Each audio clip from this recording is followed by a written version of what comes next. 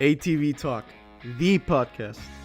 Sit down with your host industry professional, Leonard Duncan, as the men and women from the ATV world bring their behind-the-scenes stories to life. Every Tuesday at 5 p.m. Pacific Standard Time. And remember, dream big. It could be your story one day. Brought to you by Take Two Custom Tees, screen printing experience that is dedicated to quality and customer service every time. Cody Janssen, how are you, buddy? Oh, I'm doing well. Excited to talk some ATVs, ATV racing, and it's definitely different to be on the kind of the other side of the hosting thing. But before I let you go too far, I got to tell you, happy International Podcast Day to my fellow ATV podcaster. All right. Well, thank you very much. I didn't even know that. How new I am. I didn't even know it either. Just a little while ago, my brother said, "Hey, you should mention that it's International Podcast Day." That's too funny. Yeah. Well, I want to thank you very much for taking some time with ATV Talk. I know you're a busy guy. I know you have a lot of things going on. So we're going to jump right in and talk some ATVs, talk some Cody, and find out. I read a little bit about you getting started. Your dad was a flat track racer, and you take it from there. Yeah, I mean, if we're taking it from the top, as far as, how did I get into ATV racing? I feel like it was from like birth. There's pictures of me just days old sitting on my dad's flat track quads, with him holding me on them. And yeah, he was like a local pro, like a good local flat track and TT guy. He dabbled in some national stuff, but he was like a local legend when it came to flat track and ATV stuff here in Wisconsin. So you've probably heard stories like this a million times where your first hero is your dad. So, I mean, it was never even a choice. I don't even remember, how it all started. My first memories of motorsports are getting a little dirt bike and ripping across the backyard at my grandparents' house. And they didn't turn the governor down at all, right? So I'm literally pinned like in a whiskey throttle, tank slapper into a tree. And I remember just getting up, and I'm probably like crying a little bit or whatever. And I just get back on, and the rest was history. And yeah, I got into doing flat track racing just like dad did. And similar story there. I crashed in the first corner in my first flat track race, and I'm still hooked. I mean, I remember the flagger saying, "Buddy, you don't got to race. You can sit this one out." And I'm like, "No, I'm going to race." And so it's just, when it's in your blood, I don't got to explain it to you. When it's in your blood, it's just, it's so contagious, and you can never shake it. I mean, I'm 28 years old, and I mean, for the better part of 25 years, I've been, around it literally every day. So I wouldn't change it. I guess I don't know how else to say it. Well, I think you know a little bit about my story and who I am. Yep. And I was born into it as well. My dad being Danny Duncan, who started basically where Duncan Racing is, started it. And it's just never been anything else in my life other than that. Even when I took a short, like 2.5 year sabbatical away to build some houses and the construction, I was racing ATVs at the time, so I never left. Right. Yeah. I mean, like I said, there's no getting away from it. And it's funny that you say that, because when I got a message from you, and I was already, listening, kind of following you guys with ATV Talk, but when I got a message from you, and then I'm like doing some thinking, and I'm like, Duncan, there's the ATV stuff it's too tight knit of a community. And, I was like, it's got to be, the Duncan family. And obviously, sure enough, then I did a little digging, and it was. And I mean, Duncan was one of those like legacy brands. When I was younger, I was like, Duncan's a big thing. And you think of, for whatever reason, I thought of Shane Hitt the one year. He was with Duncan for 1 year, right? He ran Duncan stuff, and I was always such a Shane Hitt fan. And I remember, like, there'd be like the Duncan quads on the video games when I was a little kid, and just all that stuff. So then it's funny to come full circle, and now I'm here talking to you, talking ATV stuff, and whether as long as I'm going to be around, I'm going to be into ATV stuff. And so however many years from now, I'm going to be doing the same thing you are, just finding my fix to talk and be around ATVs. Well, that's what brought this all about. I've been doing this for well over 30 years, and I'm 54 now. So it's probably been longer than that based on my childhood and everything. Yep. But all of us in the industry have stories. Oh, of course. We have so many things that have gone on in the shop, out of the shop, with our buddies, whether we're trail riding or racing, and there's no outlet for the story. Right. Yep. And that's what I started listening to podcast, political stuff, 2 or 3 years ago. Okay. And I thought, gosh, this ought to be awesome to do. And I non-techie, I can barely turn the phone on. I can't work on the computer. Sure. Yep. So I thought, it's never going to happen. Right. Okay. So Valeria and Paula and my son, Danny, are all into it. And one thing led to another. Valeria's having me do some reads, with a microphone and the laptop. And then Paula's got a social media business in Guadalajara, Mexico. And she's teaching me about, Google or Facebook ads. And then we're talking about podcasting. And the next thing you know, we taped an episode with Doug Eichner and didn't know what to do with it from there. I was so curious. It's so funny, because I was so curious to hear how you got started with it.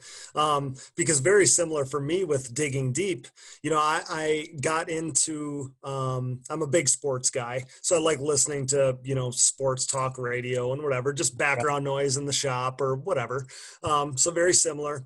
Well, then I was like, I'm not techie really either. And when people would say podcast, I didn't even necessarily really know what that meant.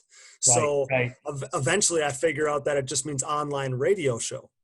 But so I'm literally on YouTube, like just trying to find motorcycle, I'm trying to find like dirt bike radio shows. Right.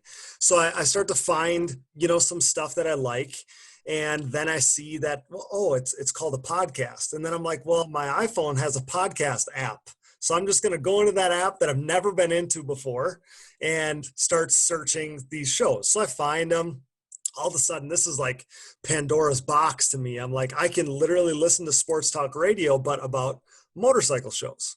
And I'm like, I'm all about it, right? All day, every day, I'm listening to this stuff. Well, then, and in the back of my mind, I'm thinking, I could maybe do something like this with ATVs. I mean, I have connections with, obviously with the whole industry, but then being a former pro motocross guy myself, ATV pro motocross, like I know these guys. So I'm like, I could maybe do something like this. Well, then I had a close friend of mine say, hey, I'm pretty sure you could do like this with quads. And that was all it really took. So then Chad Weenan and I come from the same area. I'm from Wisconsin. He's from Illinois. We've raced each other for years. And he had such a cool story. My thought was if I'm ever going to do a podcast, I think he's got the story to tell, right?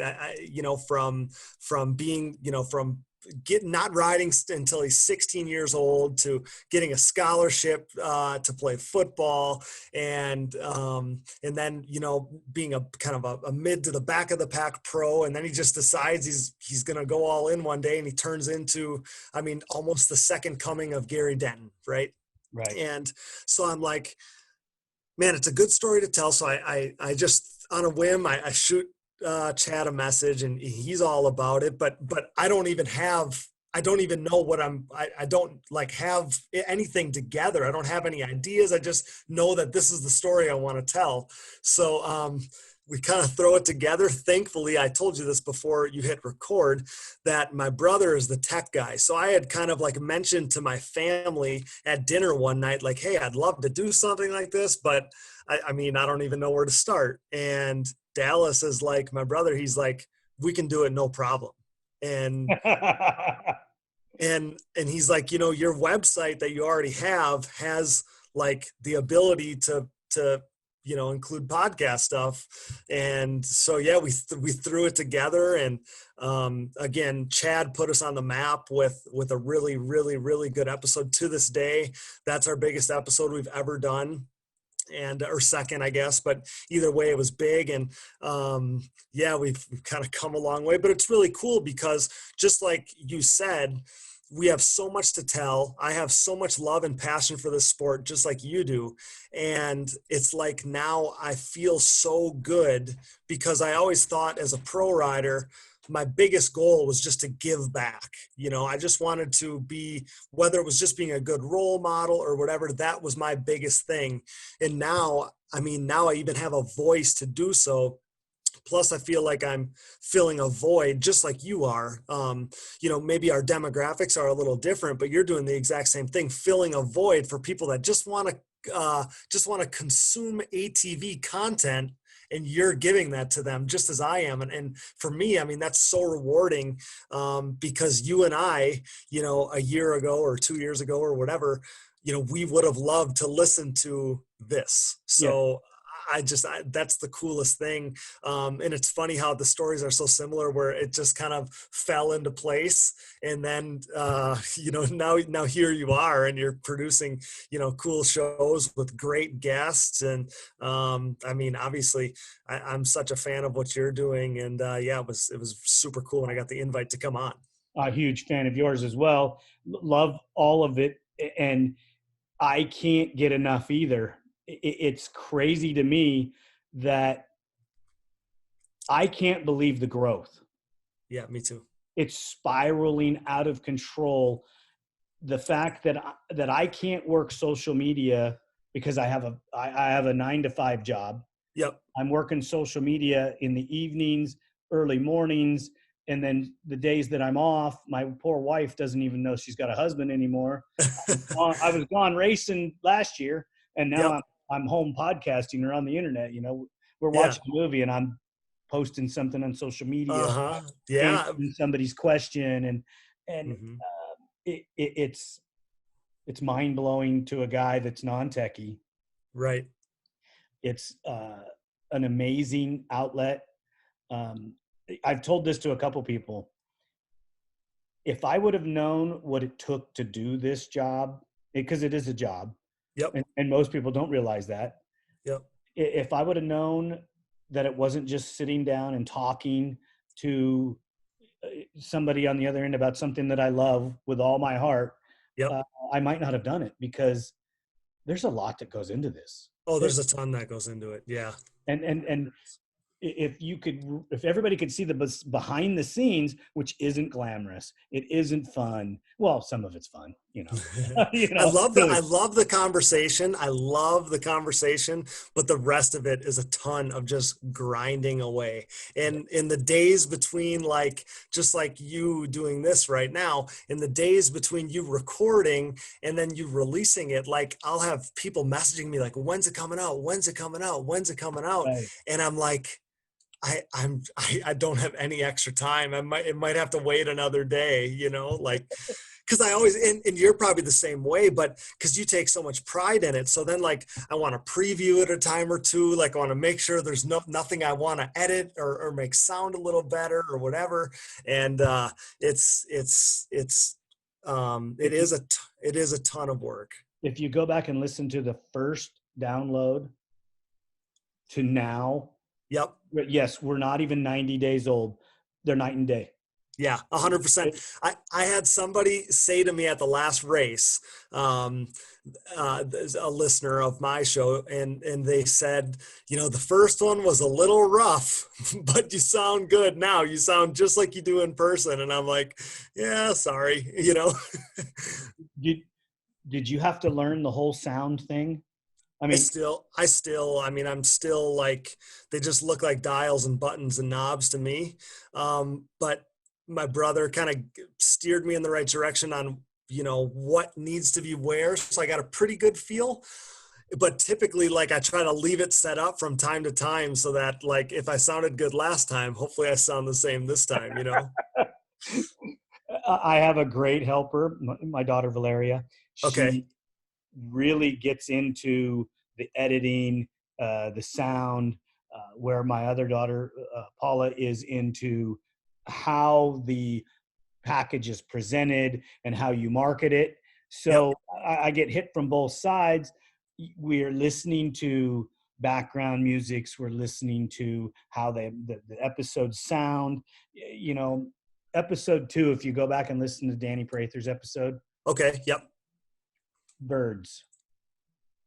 The only thing I Birds. ever hear is birds, because Okay. Cause you can hear them in I the didn't, background. well, I don't have a sound studio. Right. Neither do I. Yeah. And I was doing it in the patio in the Okay. evening when the birds were out. And the Sure. microphone is so sensitive, all it picks up is the birds. You can barely hear us talking. Oh, I know. I don't know about you too, but I listen to like the little imperfections in like the way I say things, and it drives me insane sometimes. Like, I'm glad I'm not the only one. whether I throw an out there or whatever it is, and that's like all I hear. You'd swear I said it 10 times in a row. And then sometimes like I'll go back and I'll listen to like an old episode that isn't fresh in my mind, and I'm like, oh, this sounds really good. But when it's like fresh, I'm like over analyzing everything. So the craziest thing too, and I don't know how it is for you, but like you said, how big it's blowing up. I can't believe how many people are interested in it and how many people care to listen. When you talk about all the different countries that are listening and all these things, and I'm like, I just would have never guessed that many people cared, especially like when I'm talking about myself and I'm like, I don't know why people want to listen to me that much. But when like, just like you, when you're producing something good, and like I tell people, we basically have no competition. It's you and I. Like, Like, as an ATV person, you listen to Digging Deep and you listen to ATV Talk, and then you go back and you listen to them again because that's what you love to do. So exactly, yeah. exactly. And I'm listening to my own stuff, Mhm. enjoying the story the 12th or 13th time that I've heard it. Exactly. Yep. Exactly. Oh, well, I didn't remember hearing that part. And Hmm. it's phenomenal to me that we are growing, and I know that you're still growing. Hmm. I can do a little bit of research. I'm not very good at it, trust me, but I can see some of the research in the growth. And yes, and somebody asked me, well, why would you have your competitor on? Well, it's just like when you go to the races, okay, and you're in the pits, and whether it be Curtis or whether it be Alan Knowles or whether it be one of the other guys in the industry, and their guy has got a problem and there's nobody there to help him, if you walk over and lend a hand, that just gained the industry a leg up. Hmm. So I'm not Exactly. having my competitor on, I'm having my partner in business on, because we can only grow together, we can only get bigger together, and we're only going to make the industry better, and our listener base and our consumers are only going to, our fans are only going to enjoy it more. Yeah, absolutely. Isn't that, I mean, that's what ATV racing is all about. It's always been about that togetherness. It's always been about that family atmosphere. Same way. I mean, it's not me being on another ATV, pod, like on my competitor's podcast. Like, that's not it. I view it as, hey, I'm going on an ATV podcast, like, that's awesome. Even though I do the same thing, it's, again, it's just like you said, just like two racers pushing each other to be better. Like, I feel like that's kind of the same thing when you can collaborate. And like I said, again, I said this before you hit record, but to have a conversation with somebody who also is doing ATV podcasts, which you and I have probably, I mean, we've never done that before. You've never conversed with another ATV podcaster. So that in itself is pretty cool, because I feel like you and I can connect in a way that probably nobody else can. So I'm so new I've never spoke to anybody that else has ever done a podcast. Sure. Yeah. Well, and I haven't either, other than being, I got invited on some of like the dirt bike podcasts or whatever. Mm-hmm. But other than that, yeah, me neither. Like because even we're still like non-techie racer types. So you can't like, you know what I mean? Like Yep. you and I don't fit the podcaster mold, Nope. yeah, again, like you and I can only connect in this way, and we probably wouldn't connect with any other like quote unquote podcast people outside of the motorsports industry. We don't speak the right language. You're exactly right. Yeah, we're just two average guys that somehow have online radio shows. Well, I'm still more comfortable with a wrench in my hand building a bike or tuning a machine and doing something like that because it's still what I do. Yep. This is, you try not to be nervous. I try not to think about it. I just try to sit down and have a conversation because that's all it is. Me too. Yep, me too. You can't make it bigger than it is. Exactly. I mean, obviously, like I do get that little bit of like anxious, I don't know, stress or whatever isn't the word, but you get a little anxious because I just want it to always go well. But Right. That's why I said like on this side of the mic where I'm not the host, I feel like it's even a little easier because it's like I just get to talk ATV racing, which, like you said, is your and my both of our first loves. So I feel like that's the easy thing. That's the easy part. Exactly. We've talked some podcast. We've shared some of our podcasting episode stories. Yep. I want to know, when you go back and you look at your race career, do you miss not being in the pro grind? I do. So I guess at such an early age, that's what I wanted to do. I wanted to be a professional ATV racer, just like probably so many people my age. We grew up watching the Huevos videos and watching, I was just diehard fan of, the Doug Gus and Shane Hitt and Tim Farr and Jeremiah and all those guys, right? So like that's literally all I wanted to do. And in my mind, there was no doubt that I was ever going to do that. So even at an early age, like I transitioned into racing motocross and I was pretty good like right away, but I never got the opportunity to really do it on a national like level all the time. So as I got a little older into my teen years, early teens, I guess, we'd go to like a race or two a year, and probably like the naive, kid that I was, I'm like, if I do good at this race, like somebody's going to notice me, Right. So that was always my kind of my motivation. And so even when in 2006, I showed up at the Sunset Ridge National and won the 300EX class, which was a pretty big and prestigious class at the time. Like that was the stepping stone class, and I won. And I actually got protested because nobody figured anybody could just come in unannounced, have nobody know who they are, and win. And I was legal, obviously.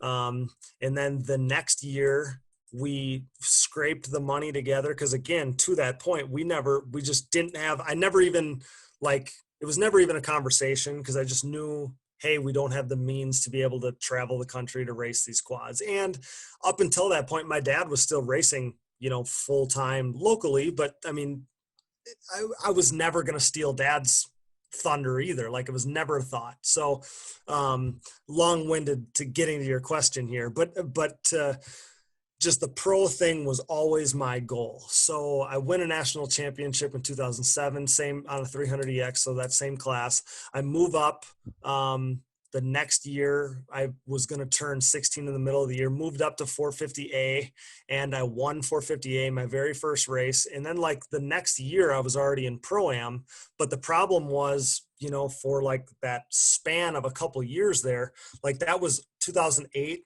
2008, 2009. That's when the recession hit. Yep. And so in 2007, I win that championship, and I am sure, because there's factory rides galore in motocross at that point. Like there's 20 guys that are factory affiliated. The whole pro class is. I'm literally racing guys at local races that have factory rides and beating them, but I'm not old enough to ride a full-size quad at the nationals yet. So like in my mind, I'm like, I'm for sure going to be a factory affiliated rider. And then the recession hits and all that goes away. So I really thought I was going to win that championship in 2007 and get a support ride from somebody. And that's going to be my way to be at the nationals for the foreseeable future. That doesn't happen. And from 2000, so 2008, 9, 10, 11, I'm just going to a handful of races, not even a handful. I'm going to 1 or 2 nationals a year, the close ones to me, Redbud and Sunset Ridge, Illinois. Those are the only I go to. And like, I wish I could show people, I don't even know how to explain it, that was my life. Like I still hadn't given up the dream. Like that's what, but still, like that's all I focused on was ATV racing. And obviously with my parents having a dealership and focusing on ATV racing stuff, especially back then, doing motors and control arms and stuff like that. I mean, it was my life through and through, but I just hadn't given up the dream. Well, I trained for whatever reason. I don't know what lit a fire under my butt in 2011, but I was like, this is the last. I must have been almost 20, so I was like just around that 18 or a little bit over 18. So I was, that's like okay, this is your last straw type of thing. Like you better, Right. you need to either move on or make it. So I was hurt at the beginning of the year for some reason. I didn't go to Illinois, and I went to Redbud, and I won both motos in like 450, whatever the fastest A class would have been at the time. I won both motos in that class, both motos in 16 to 24, and I finished 4th in Pro-Am. And again, that was like unannounced. And I remember being on the podium, like pleading, like, man, I just need somebody to give me a chance. I just need somebody to give me a chance. And, I'm going to do something with it, basically. And I got a call the next morning, or maybe 2 mornings later. My dad actually picked up the call at the shop. They called Janssen Motorsports, and it was a guy named Phil Bierster, whose daughter raced at the time. She was a good motocross racer. And he said he was going to give me what I needed to give me a shot. So fast forward 2012, and now I'm, for the first time since 2007, I'm going to go to all the nationals. And yeah, I mean, everything kind of went really well from there. I podiumed at the very first race right behind Cody Gibson, who was a legend.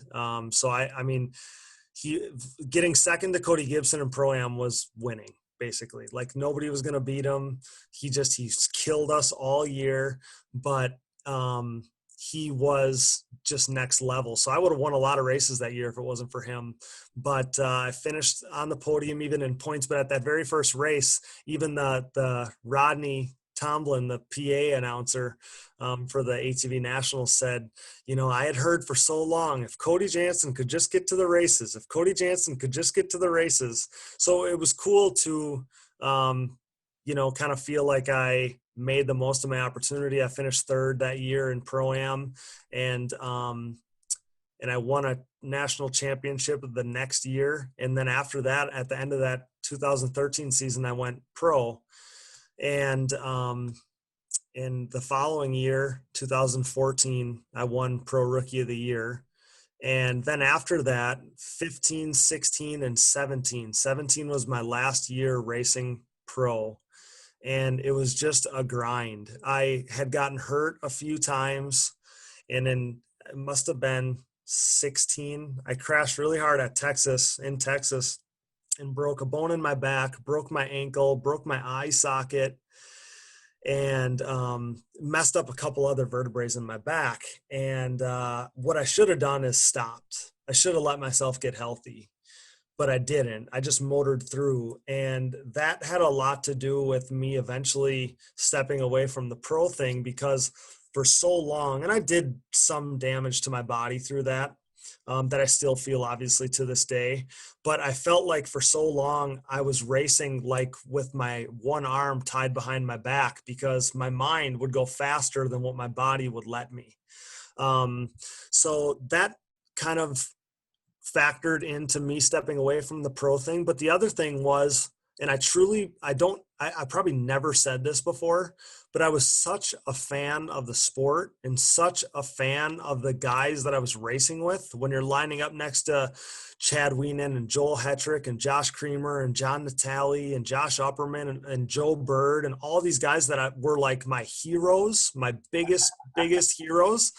I was like mentally beat, like I was always so successful. And then I got there and it was like, it'd be like, being at the free throw line with Michael Jordan standing next to you or whatever. Like, I just feel like, yeah, I mean, I loved those guys so much. Still, I was racing with them and I was still fans of them. And I just don't know how healthy that was at the time. But yeah, I do. Like, I love that I got to, achieve my goal and be a professional. I was never obviously a champion or anything like that. I was a top 10 rider. I won Rookie of the Year. All that was so cool. I wouldn't trade that for anything, but I tell people now, because I still I feel like in the last 2 years, I'm the best rider I've ever been. I still feel like I've continued to get better even since I stepped away from the pro class, probably because I fell in love with it again, because the grind of the pro class is so tough. The pro class is so damn fast. And to be able to compete with some of those guys that are doing it all day, every day, with big time financial support and all that stuff. So, it's a grind just to even keep up and keep yourself running and like that whole deal. But at the end of the day, I wouldn't trade it for anything. But where I was going with that was, until about last year at the end of the year, I was just about to go pro to make a return at the end of the year after I wrapped up my national championship in the 25 plus class.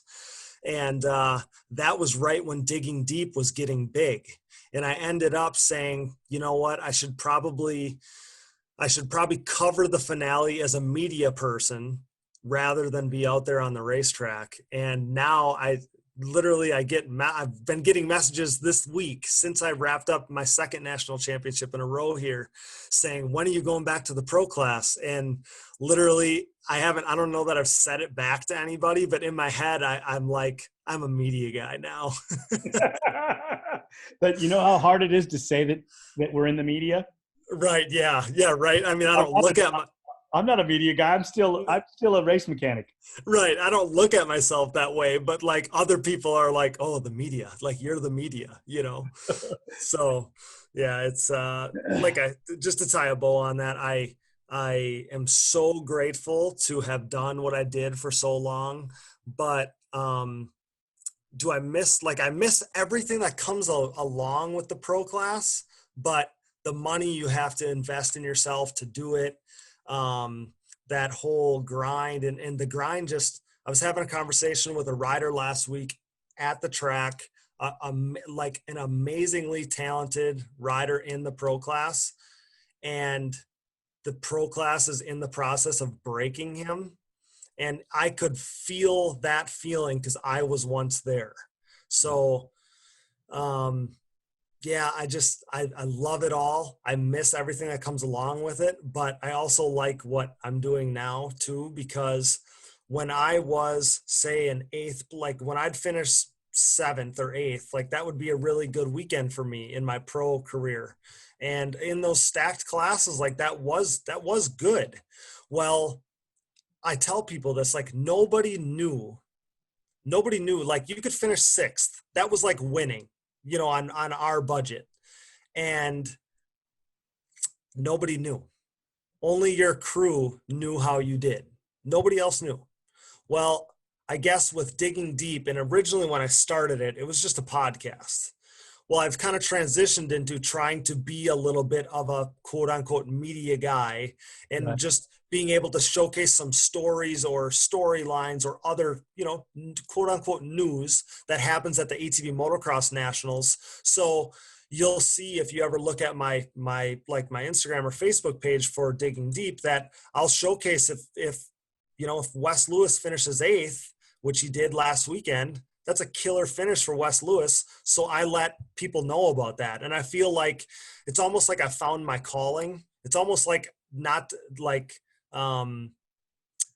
like you said, you hate to call yourself a media guy, but it's almost like I feel more comfortable being a media guy than I ever was as a pro rider, because I fit in with the pro class perfectly fine.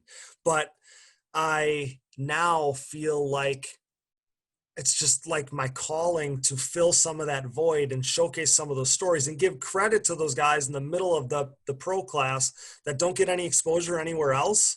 They're getting it from Digging Deep, because I wish I would have had that coverage when I was racing the AMA ATV Pro motocross class. Which I understand that, because look at some of the guests that I've picked, may not be an international star or a national star. They may Yep. have only been a regional guy. And, Yep. you could use Danny Prather. Yep. You could use Tori. I can never say her name. Matisic. Yep. Um, Yep. she's a works gal. She's the fastest gal at works. She's the reigning champion. And who knows? Nobody in the world knows who she is, knows how hard she works. Right. Yep.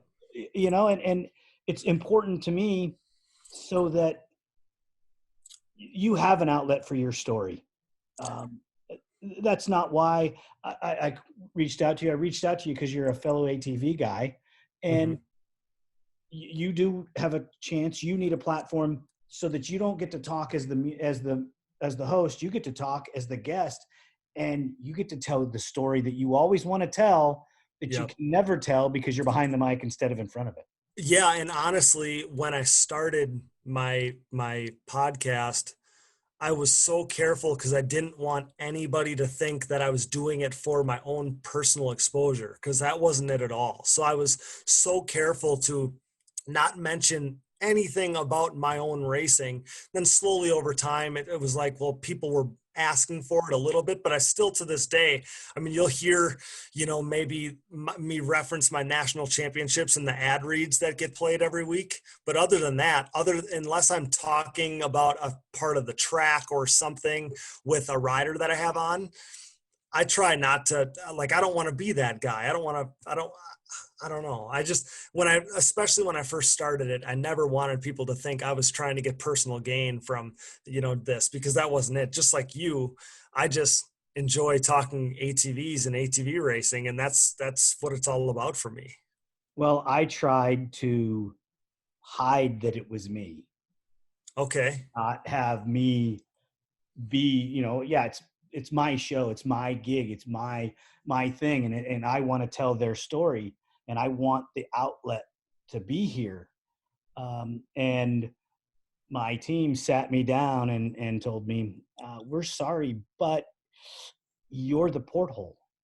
You're the Yep. guy. So Yep. yes, your photo's going out here. Yes, your voice is going to be here. And they even made me do an episode. I know. I saw.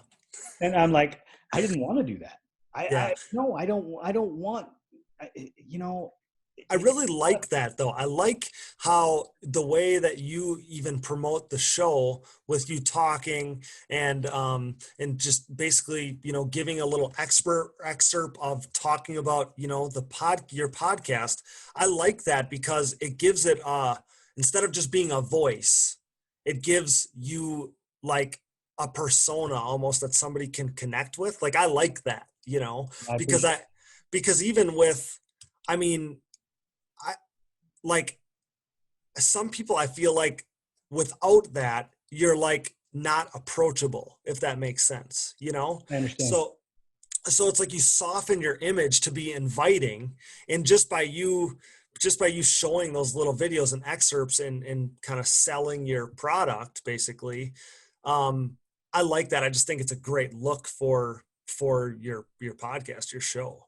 Well, the little videos we do to promote each episode, Yep. we go to a different location every time.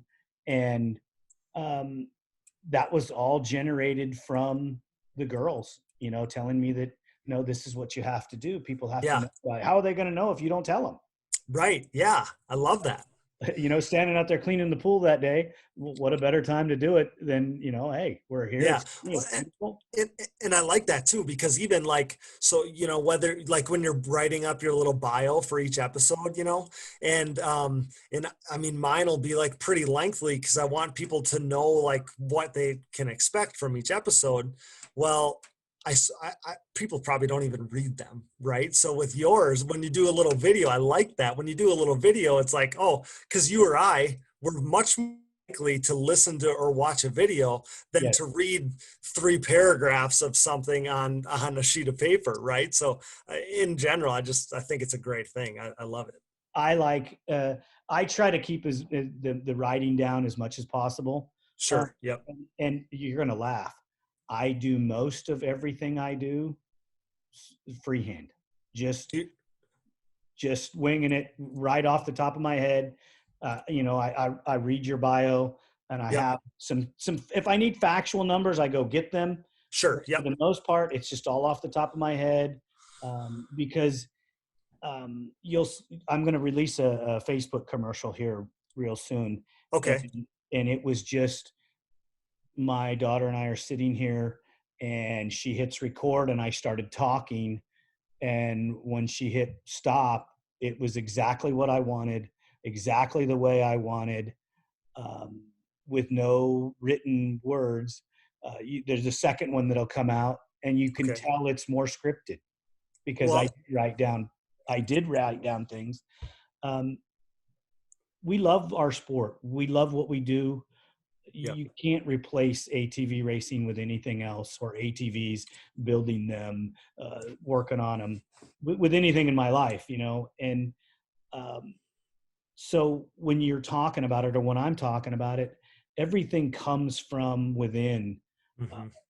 The passion that I have for it, the love of the sport, whether it be guys like Chad or Joel. I've never met Joel. I can't wait.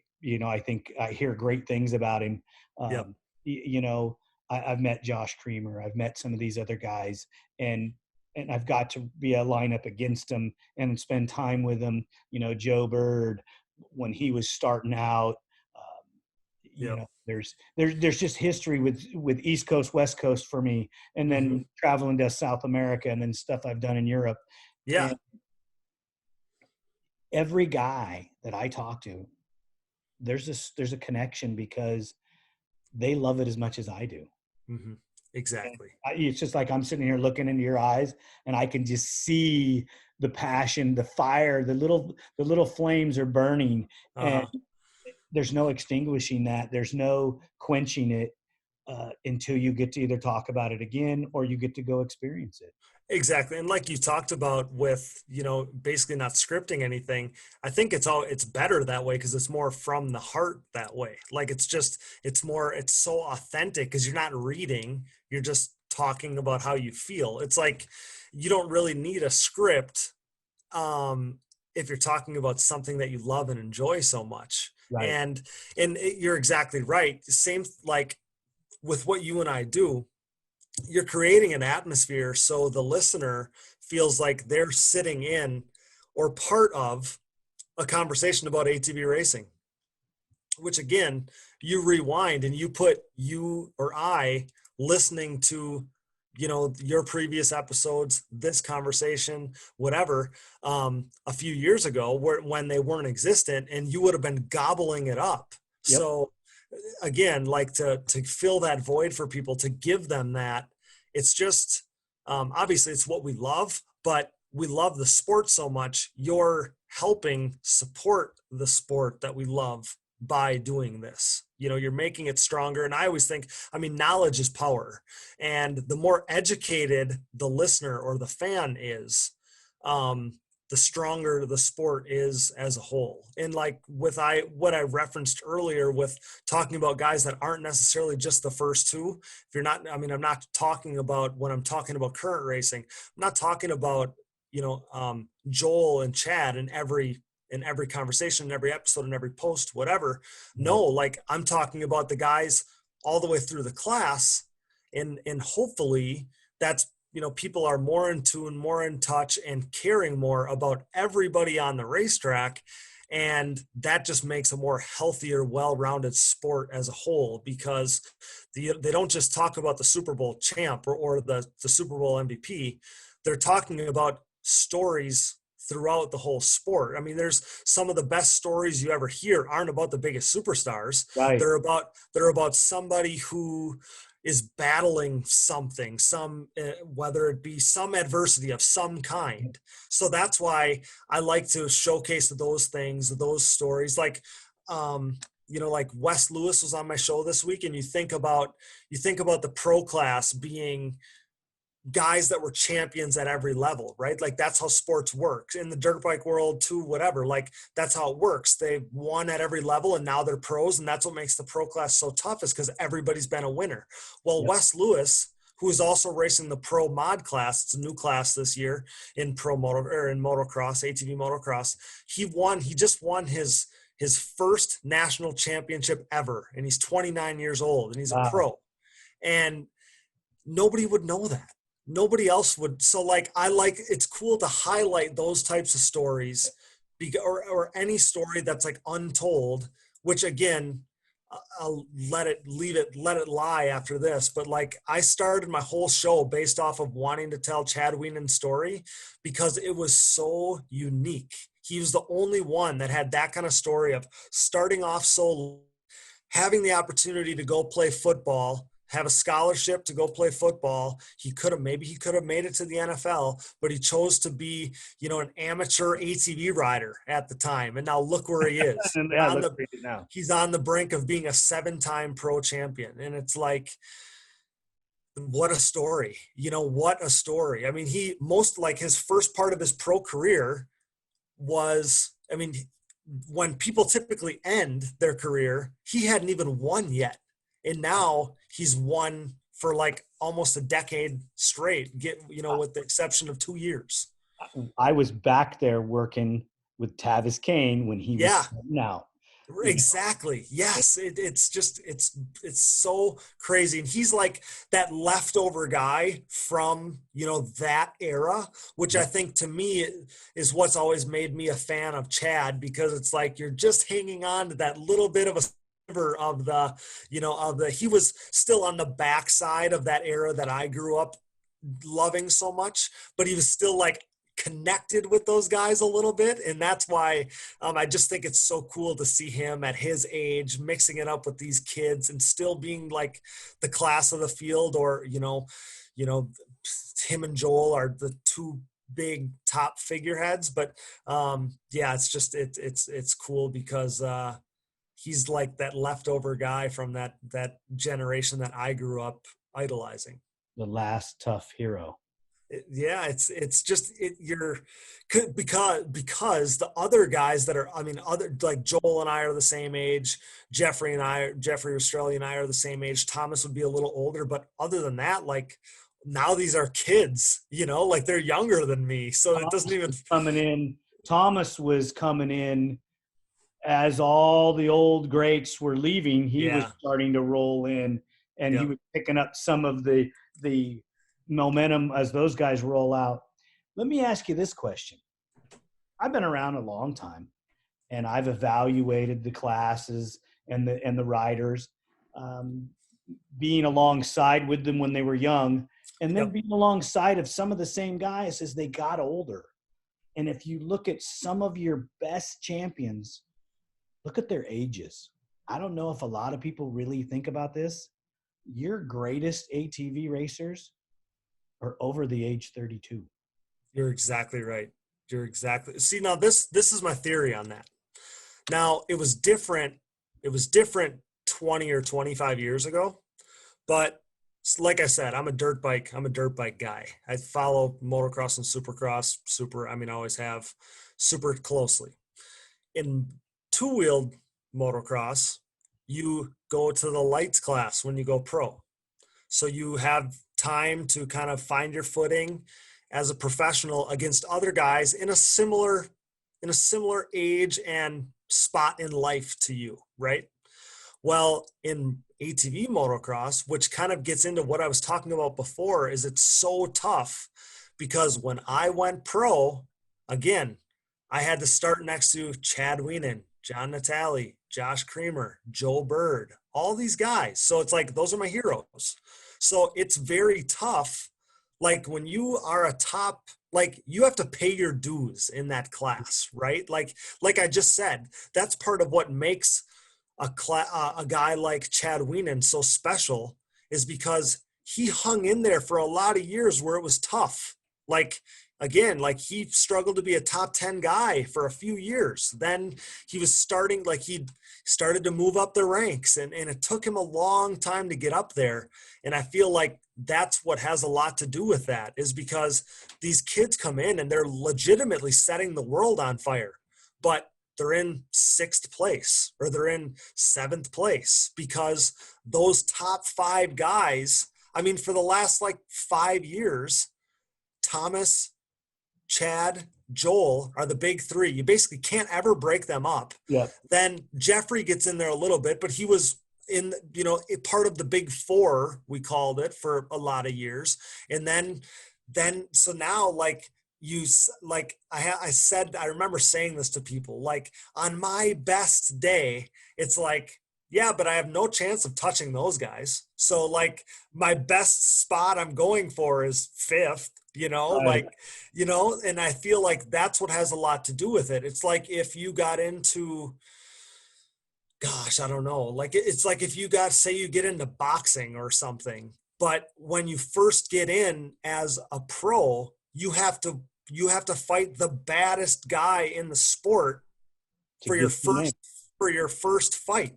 Yep. And that's basically how this sport of ATV motocross is, because when you go pro, you're not racing against guys that are also 18 or 20 years old. You're racing against the fastest ATV riders on the planet and some of the fastest ATV racers ever, period. So it takes the right kind of person. That's, I guess, what I'm getting at, is it takes the right kind of person to even endure that grind. And then when you see that very select few that are able to like ascend themselves up there, they're cut from a different cloth, I think it comes from, it takes longer to learn our trade. Yep. I was discussing this with Dustin Nelson, Okay. Yep. and Love that guy, by the way. he's freaking phenomenal, isn't he? Yeah. So to be a pro ATV rider is harder than it is to be a pro motorcycle rider, because a pro motorcycle guy can take that two-wheeler and put it on the same patch of dirt every lap for 20 laps and ride it as hard as he wants. Yep. And never have an issue.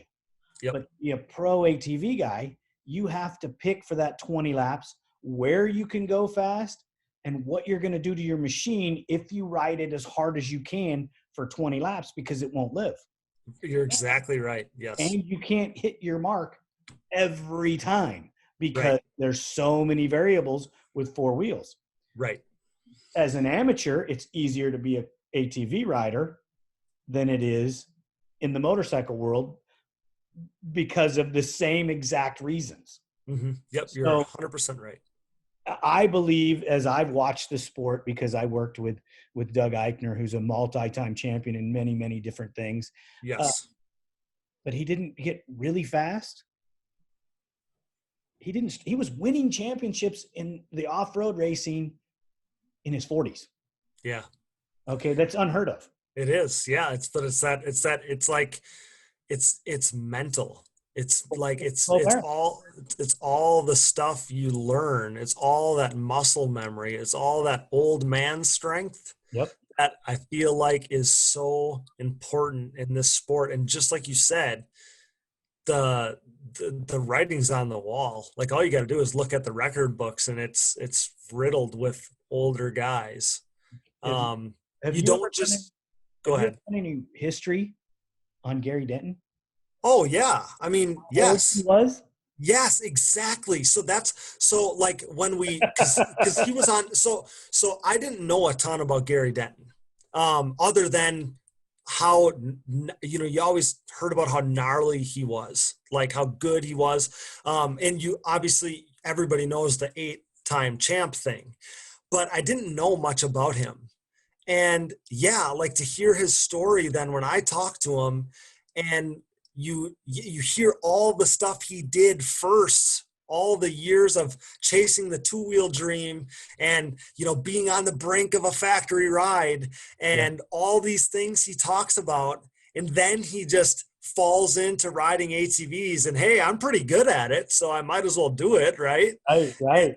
And it's amazing. But I remember saying this to him, like, hey, like you are on the exact, for totally different reasons, but you are on the exact same age trajectory as Chad Wienen, identical. Yep. Mid 30s was where Gary ended, his big 8 championships thing, and late 30s. And 38. that's Chad's not far from there, and he's not far from 8. So it's like all the people that said nobody will ever get close to Gary, it's like Gary just had a second coming, because that's what Chad is. That's how I think about it. It's like Gary doing it all over again. Yeah, it's gonna be amazing to see how that all breaks down. Yeah. And you know, I thought watching Chad a few years back, Yep. I was thinking, man, I don't know. He's getting a little older. He's losing a step. And then he changed something in his program. And I don't know what it was because I'm not that close. Right. But he changed something. Either he changed something in his training or he changed something in his lifestyle. And it elevated his game again because he got faster. It's all of it. His bikes are better. He's always making those quads better. They figured out some stuff with the engine and the programming. And yeah, then him as a person, he just decided he needed to get lighter. He figured out different kinds of stuff with his diet, because with Joel being so small, Chad needed to make up for it somewhere. So he tried to make up for it everywhere, and he did it successfully. He's like you look at him and he's like Tom Brady or something. Like he's just so cut. He doesn't have an extra ounce of weight on his body. Like he's so in touch with his whole program. That's what makes it so amazing. Is it's like, when other guys might, they have a cheat meal or they have a couple drinks with their buddies or whatever, like Chad don't do that, because I think he knows he can't. He knows that he There'll be needs life. he needs There'll that be extra life advantage. there'll be life after. And Yes. that's one of the problems with our sport. And that's, I think, one of our problems with a lot of sports is you take these guys that have the skill set, they have the drive, they can do it. But what they don't understand is the self-sacrifice it takes to get where you want to be. Absolutely. I don't want to sound arrogant in any way, shape, or form, but you don't get to be a good mechanic working Monday through Friday, 8 to 5. No. It takes giving up your weekends, giving up nights, sacrificing things that you would never not do. I mean, you're taking time away from your family, your children, and you're working on things that you really have no business working on it. But the only way that you get better is to sacrifice and learn the ins and outs of how to make all the machines that you work on, whether it be a Yamaha, Honda, Kawasaki, Suzuki, whatever it is. Yep. You have to learn how to make them all work. Isn't it funny how, because I've, just like you, I've been in the industry for my whole life, because even when I was a little boy, I saw my parents, work in their business. And I don't even know what a 9-to-5 job is. I don't even know what that life is like, where Dad would go to work at 5 o'clock in the morning and work until 10:30 at night and come home and sleep quick. And you got to keep grinding. Like that's how making a living off of a hobby is. And it's the same as a mechanic. Like, you just need to keep grinding. And yeah, there's no walking. Like, a mechanic doesn't just walk out at 5 o'clock because it's 5 o'clock, right? Like, it doesn't work that way. Like, you finish the project that you started and then you leave. And then there's another project waiting for you in the morning. You're exactly right. Like, in anybody that's good at their craft, anybody doing anything, like, you don't walk out at 5 o'clock. Like, that's just not the job doesn't stop. exactly. There's a Yep. text message, there's an email, there's a phone call. Yeah. Since I have customers all over the world, the device is constantly working, and I'm constantly, whether it be ATV-TALK, whether it be me working on the business that takes care of prepping and going to the races, or it comes to working at Duncan Racing. One Yep. of the three I'm doing all the time. So Exactly. it Yeah. never stops. Exactly. And that's a taxing thing too, when you can't ever unplug. But I don't know any different. You don't know any different either, What would I do? Exactly. Right. Yeah. This is the first year in 30 years that I haven't traveled to the races. Oh, wow. And That had to be an adjustment. Now you're filling your time with this. Thank God. you know, I like seeing my wife. Granted, I'm busy. I'm still working every day. Of course, yeah. Being home with my wife on a Saturday it's kind of cool. Oh, I'm sure it is. I understand what normal people in the world are doing. Hey, wow, this is great.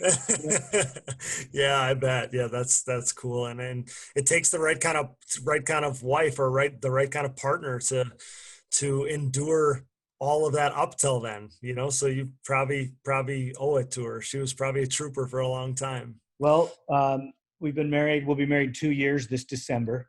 Okay. And obviously blended family.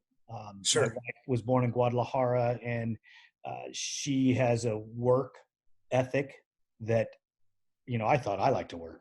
Oh man, this woman can work.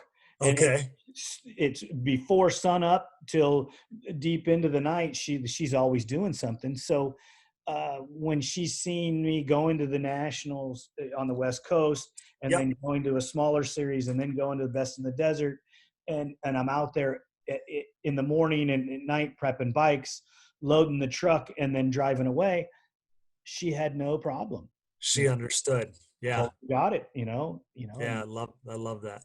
The only thing she said is, you take a shower before you get in the bed. Yeah, that sounds like my other half too. Hey, she's like, you smell like shop, take a shower. exactly. You don't get to do this out. Yeah, exactly. Yeah, that's funny. It's awesome. I don't know what I would do without ATV racing. Mm-hmm.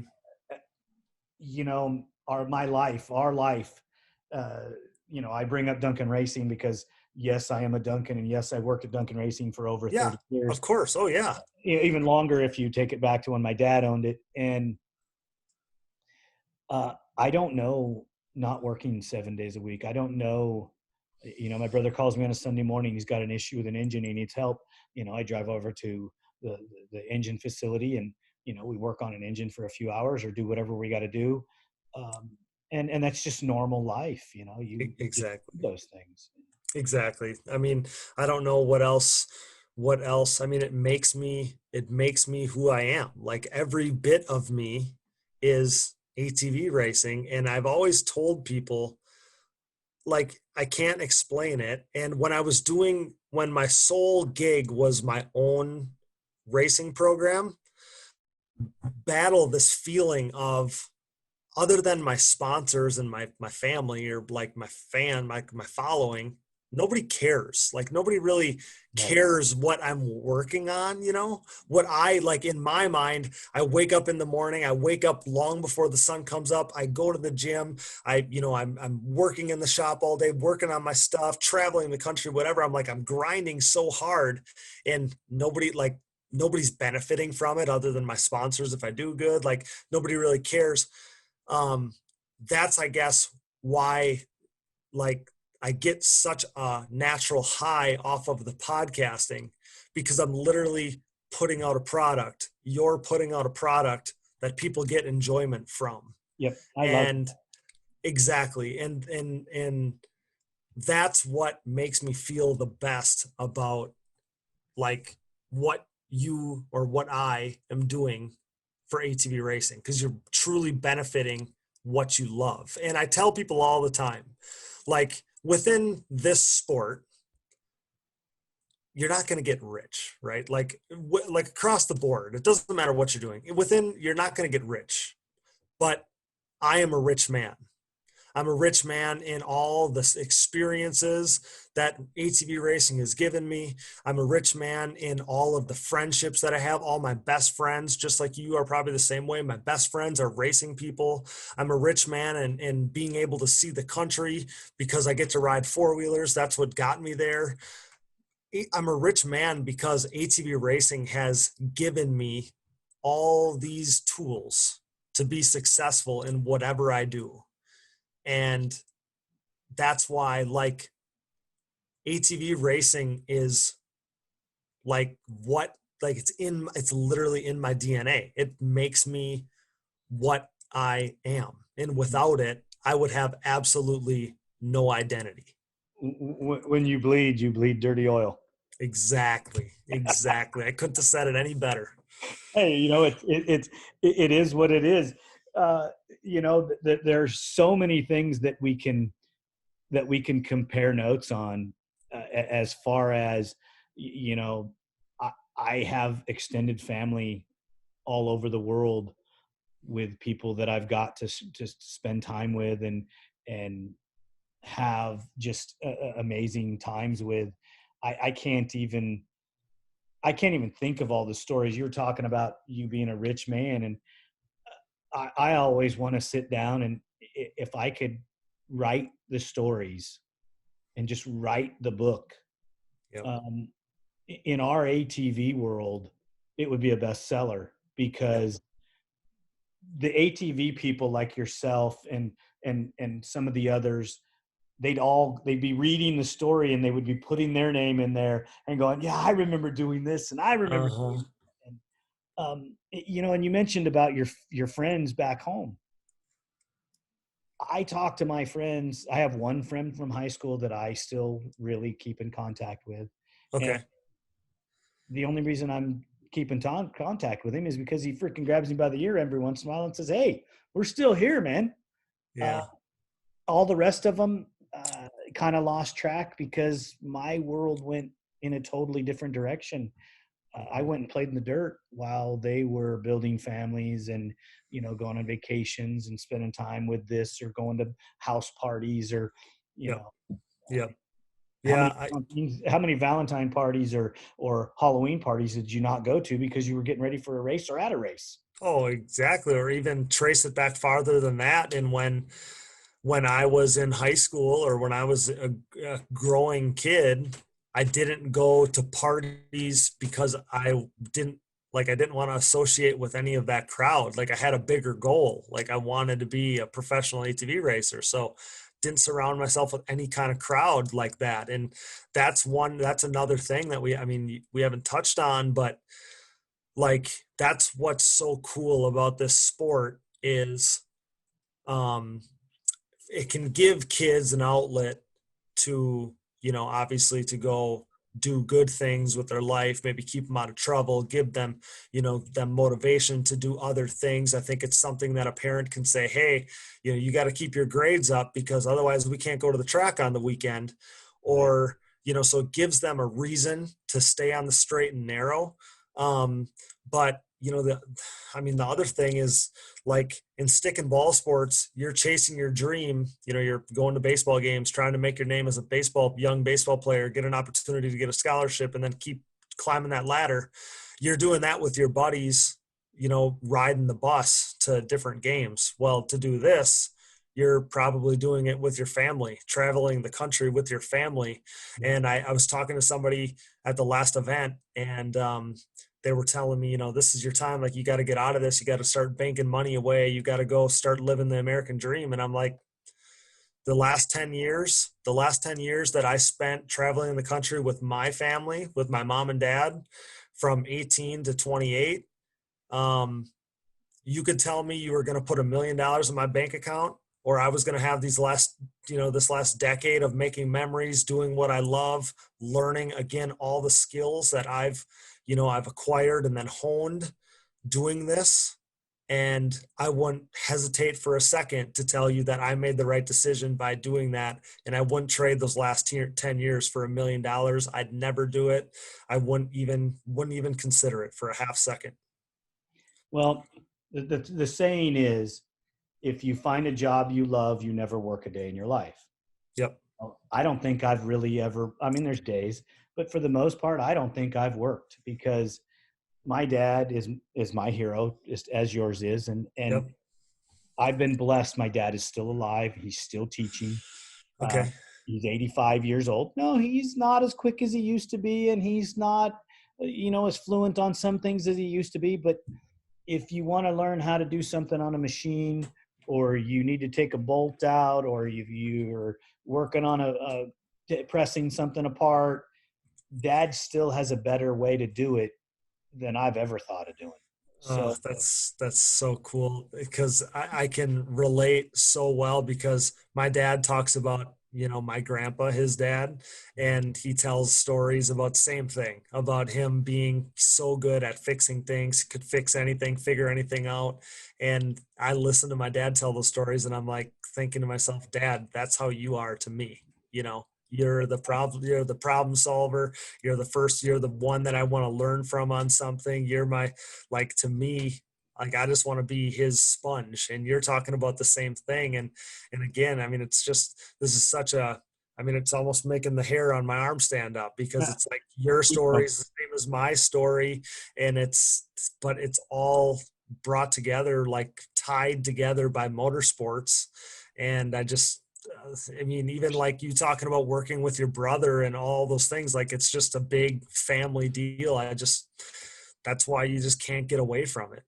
yeah, I can say anything in the world I want about my brother, but doesn't anybody else dare to, because, he's my brother. I love him to death, and I want to beat him up at the same time. But, by God, he has things to teach too. My brother's a pretty smart dude. And sure. Yeah. I have to respect a lot of the things that he teaches me, because we look at the world and how to problem solve in a totally different fashion. Mm-hmm. When I told him about ATV-TALK and what I was doing, he freaking almost had a heart attack in fear that something was going to go wrong, or that, the internet trolls are going to come out and get you. And no, there's a chance. And that brings me to a question. And this is something that only you and I can talk about. And I think the listeners are going to love this part. Okay. Day one, you are wherever you are when the episode launched. Yep. Did it all go smooth? Did the ticker start clicking off listens, or did the butterflies and the anxiety get the better of you on day one? Well, I was very, very nervous. We strategically dropped it. We dropped our first episode in correlation with people driving to the Illinois national race. So figured people they'll have some time, because I'm from the Midwest, I'm from Wisconsin, but a lot of people aren't. So they'll have, they might have a 10-12 hour drive to get over here. If you're from a little bit farther east. So I'm like, there's going to be, we'll fill some of that void. Hopefully they'll listen. Hopefully they'll like it. I don't know. And I remember it, like, I didn't see a single negative comment. I never heard a negative comment. I was nervous, but the reviews started pouring in. The people sharing it started multiplying. And that weekend, it would like people, I got so many compliments that I didn't, then I was like, okay, well now what? Because I, Chad was my only plan. Like that was Oh, all. I didn't even know we were going to do a second episode. And then we had to because people liked it. So then for episode 2, then we started talking about the races a little bit. So then I was like, okay, well, we'll talk about the races for a while. And then I'm like in the off season, transition to the off season, because now I've like talked to all the current racers. So I'm like, I gotta figure out something else to do. So I'm like, well, I saw Doug. Doug and we're both from Wisconsin, so we've been around each other for forever. He was always my hero. But I'm like, hey, Doug, you want to come on my show? and yeah, then you got guys now. Then it turned into guys messaging me like, hey, hey, I'm a big fan of the show. Like, I'd like to do that sometime. So now it's like I have a list of 20 past riders that I haven't been able to get to yet because like I'm just trying to. I feel your pain. Yeah, I'm trying because then like there's people that have been like riders that have been mad that it took them till episode 30 to be on the show or whatever. And I'm like, yeah, but I can only do past people like pretty much in the off season because now I'm like I've become this media guy in the way that I cover the current racing. Right. So it's like I'm just trying to stuff things in all the time. My mind's always going. I'm like literally I'll be putting an engine in or pressure washing or mowing the lawn and I like get an idea and I'm like, oh, I got to jot this down. I gotta make this happen. So what about you? I mean, tell me the story about your first episode coming out. Well, I train Tuesdays and Thursdays and Okay. Saturdays. So I am in my training gear, getting ready to leave the shop. The episodes drop 5:00 Pacific Standard Time on Tuesday. We'd never put an episode out, so I didn't know how the system worked. Okay. And nobody was there to help me. My nephew, Tristan, just happened to be standing there, and I'm asking him questions because you had to put the RLA number in the right place to get it to go to Spotify and Google and all these things. So that took me like an hour and a half to get all that worked out. Okay. So I didn't go train, but I'm just freaking stressing out. Yeah. My hosting company charts all the information for us so that I can just click on it and I can see who's listening, where they're listening. Yep. It doesn't have states, but it has the whole United States, but it goes worldwide. And I stared at that screen and freshened it every 10 minutes for. Did you really? Oh for my 2 or gosh. 3 hours. And on the first day, it may be embarrassing to say this, I had one download. Oh, really? Okay. And it was me. Oh, wow. So I was dejected. My dad goes, hey, don't worry about it, Yeah. And the next morning, I wake up to 33.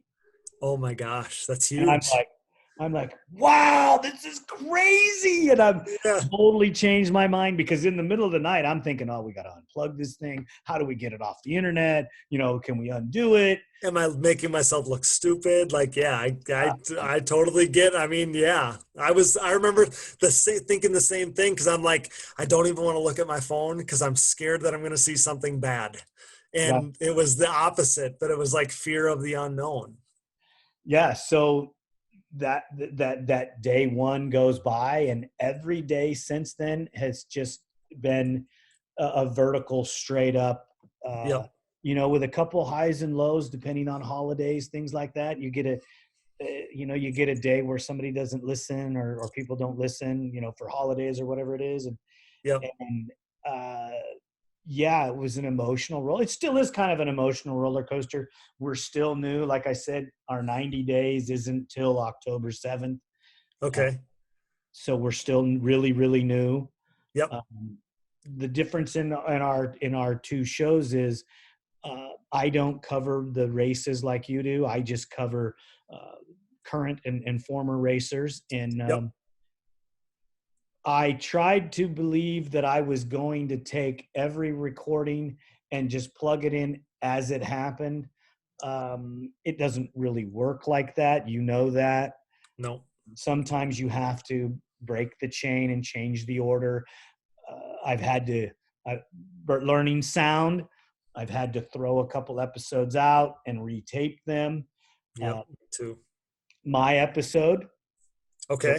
the one that I did, Yep. it dropped on September 10th, the day after, or the 8th, excuse me, the day before my birthday. Okay. And on the 7th or the 6th, my son and I retaped the whole episode because in editing, we couldn't fix the background noise. Oh no. And my editor, Valeria, my producer, my godsend, Yep. she was almost in tears because she couldn't fix it. Granted, she's only edited 13 episodes. Right. Oh yeah, this is new for everybody. Yeah, this is new for everybody. Yeah. Same thing. I mean, same thing. My brother had never done anything podcast. He's just a tech guy. But Right. we're learning together. Yeah, like same thing. I mean, we had spent we've spent hours and hours and hours editing one single episode, or like I wasn't savvy enough. I recorded a episode with John Natale, and it just so happened that day that his son got sick. I think it was his son, not his daughter. And he got sick and they were in the hospital. But in typical John Natale fashion, he was going to do that interview anyway. Right. And between being in the hospital, so there's background noise, and then the walls and stuff of a hospital, there was a terrible connection, and it wasn't a good enough listen. And still to this day, I'm on him to try to get that episode back and re-record it. But I've also spent, because some of these episodes with people and just the effort you have to put in to put a whole episode together, Right. takes so much work that it's very draining. Because I've found, because some of my shows have 5 different guests or something, right? Like they might be together, but I try to do an array of different segments in some episodes. Yeah. Well, sometimes I break them up because I'm like, I can't record anymore today because I can literally hear in my voice that I'm like mentally burned out. Like I'm done today. I've exhausted everything I got. And I've literally said to my brother at times when he's like he's like for a second, he's said something that's made me think like he can't find the episode or something's wrong. And I'm like, Dallas, if you lose that, we're shutting the whole thing down. Digging done, because I've put so much into that. And now if you don't got it, we're done, Dallas. And yeah. I'm joking, but like I'm semi not joking because you put so much into it. You just it's just hard to even explain to somebody how much effort it takes. And again, it's so cool to hear your story because it's so similar to mine. You know how it's perfect combination, all the stars aligned, and here you are. I almost think it's an accident, but I love it and I love doing it. And there again, it's not my story. Right. It's your story, and I want it in your words, your way, and sometimes it's in your terms. Yeah, I mean, there's tons of times like that's why it's good to not have a script, because you don't want it to sound like, hey, I'm not going to ask you 10 questions, and after we get through these 10 questions, then hey, I guess we're done. No, because you could I'm sure you've had guests where you think it's going to go a certain way. Like you think you have a kind of a path in your mind you think it's going to go, and it shanks right. Like it's not the conversation you thought you were going to have, and it makes for a great episode. And that's great. So that's why this is so fun. Like I don't feel like we're recording a podcast. I feel like I'm BSing with an old friend. Like that's how it feels like when you get ATV racers together. Well, and that's the kindred. I don't know what the word is, but the kindred spirit that we have Yes. and the Yep. torch that we carry, Yep. I mean, eh, I've had some riders on that have bounced back from uh, drug addiction, Sure. Yep. and we try to reach out to all of the things that the 1-800 numbers and all the hotlines that you can call, because it's important to me so that the fans and the people listening understand that you're not alone. Yes.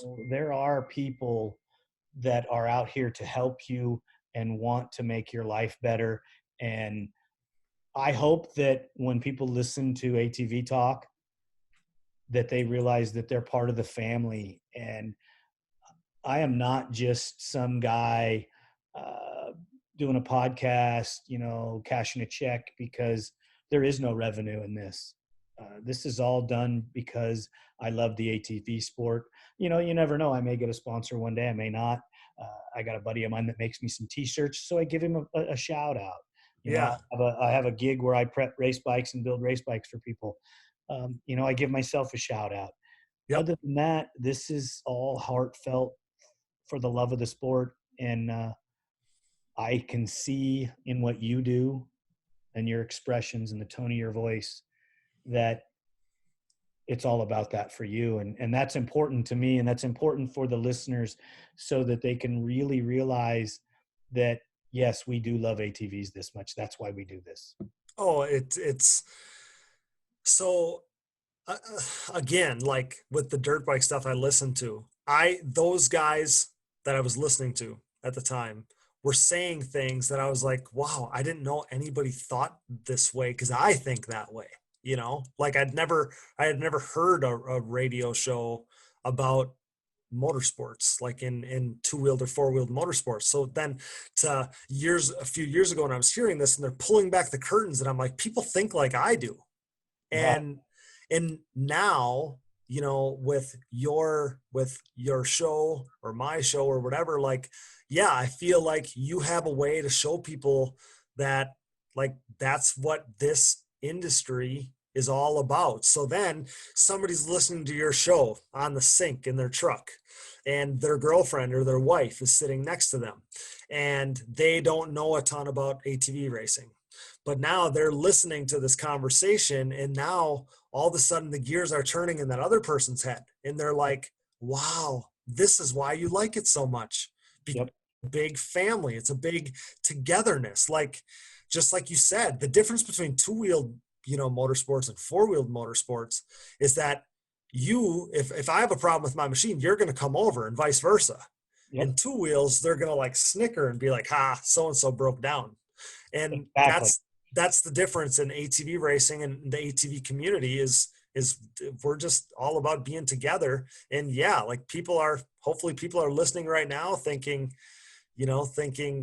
they were just in on this awesome conversation for the last however long. Like, time's flying by, because, like, just like you said, they have stories that they're just plugging their name into the slots where you and I are talking about ourselves. We all have the same story, whether, Exactly. I'm 20 years younger than you or whatever, but a little more, but we have the same story. The same stuff that you're saying is the same things that I've lived and feel. Just because I'm old enough to be your granddad doesn't mean you got to rub it in. no, that's not true. But but 20 years from now, I'm going to be doing the same thing. Like, I'm still going to be around the sport. I'm still going to be like, again, there's no, like, these colors don't run. Like, I'm always going to be an ATV motocross guy. Like, it's who I am. And I tell people, because there's people that will lose their identity in like, whether they get away from it for whatever reason. And it's like, I'm going to be the best and happiest version of myself if you keep me around ATVs and ATV racing. I need that in my life to be the happiest and the best version of myself, period. That's just how it's got to be. Well, I don't think that we could survive in a cubicle or in a regular 9-to-5 job. That I don't think that me as a person was ever made up for that. I believe that being in a different environment and having a constant struggle to achieve greatness, even though perfection is unobtainable. You strive for it, and you strive for championships. You strive for wins, and in racing, your percentage of wins, realistically, racing is failing. Yep. Because if you're winning, your span of winning is so small and so short that, yeah, there's the phenoms, Gary Denton, Chad Ween, and Doug Eichner. These guys have had careers that, but nobody looks back at the beginning of Denton, the beginning of Chad. I remember going to the races with Doug when he didn't win nothing. Right. Yeah, exactly. He get out of his own way sometimes. And it wasn't because he wasn't trying. It wasn't because he wasn't putting the effort in. It wasn't his time. Right. Which is what makes winning so sweet, right? Like the crowd, you always tell people that the bad times are what make the good times so good. The low times are what, you think you're doing everything right and it's just not panning out. Those tough days are what make the good days so special. Yes. And the hard work that the mechanics go through. Exactly. I have a short racing stint. I got to race 2 years in the pro division in Best in the Desert, which some guys think, well, that's desert. Doesn't count. Well, it does. It's badass. Yeah. But I spent most of my time as an amateur in off-road stuff, a little bit of motocross, not much. Sure. But I have a little bit of knowledge, and I spent most of my time testing machines for the riders. Sure. So, no, I can't go do that 80-foot double. And no, I'm not going to go through the corners with the same speed, but I can set the bike up knowing what that guy likes, knowing how he likes his suspension set based on what I've learned, so that when he gets on it for the first ride, we're close. Right. And you got to love that perspective too. Because you see things that the rider doesn't see and vice versa. So that's too, when you have a rider on your show, it's good to have two different views. And I like that dynamic. The mechanic always sees things a little differently. And just because you can't do it doesn't mean you can't see it. Doesn't mean you can't like, there's times when the mechanic, and you would have known this, like, can see the problem that the rider can't even feel, you know? So I like that dynamic because, the mechanic never gets enough credit, do they? No, they always get hey, if they don't win the race, it's the mechanic's fault. When the rider wins the race, it's the rider's fault. Exactly. You never hear the mechanic's name when they win, but when there's a problem, then that's when you hear about the mechanic or the team. It is a dirty, rotten SOB. Why did you fix my bike? Right. Yeah. No, that's funny. Joel or Cody, this has been amazing. I called you Joel like your dad. That's happened thousands of times, and I'm not sad about it. He's got a good legacy of his own too. But you know what? I remember shooting the shit with your dad when he was buying pipes from us years and years ago, and we would talk back and forth, and so I feel like we already know each other kind of, because there is a connection, even though I'm probably closer to your dad's age and spent more of my time in the 2-stroke era than the 4-stroke area. Right. Yep. But most people don't realize we started 4-stroke, went 2-stroke, and went back to 4-stroke. I know. Yeah. The early days of 4-stroke stuff, especially 4-stroke ATVs, I think of Duncan. That's what I think of. The Duncan 4-stroke pipes are the first version of the 4-stroke pipes that I remember ever really seeing. But you're not even going far enough back. Okay. You got to go back to the 70s. Oh, really? Oh, I would have never guessed. My dad worked at a Honda dealership in 1969 when the first 3-wheeler came into the United States. Oh, wow. It didn't take 6 months, and they were building intake manifolds and putting bigger carbs and bigger pistons in them into these 93-wheelers with these big balloon tires. Oh, my gosh. And racing them out in the parking lot. Oh, my God. So we start, you get into 70, 72, 73, in the 90s, and then the 110s came out, and Yep. they're building big bores and all these things, the 185S's, the 200X's. So my knowledge and the length of span that it goes back, I was a kid for a bunch of that stuff, but you got to figure I was doing it just way back. Yeah. And the experience and the ground that I've chewed with so many of these guys, it's incredible. I'm trying to track down some of the old school guys that raced in the 70s on the Okay. hardtail three-wheelers. Okay. We'll talk about some studs. Oh my gosh. You know, I can't imagine. yeah. And I'm trying to find them. There's a few of them that live in town here near us. Okay. And I'm trying to reach out to them to get them on the show to talk about the old days.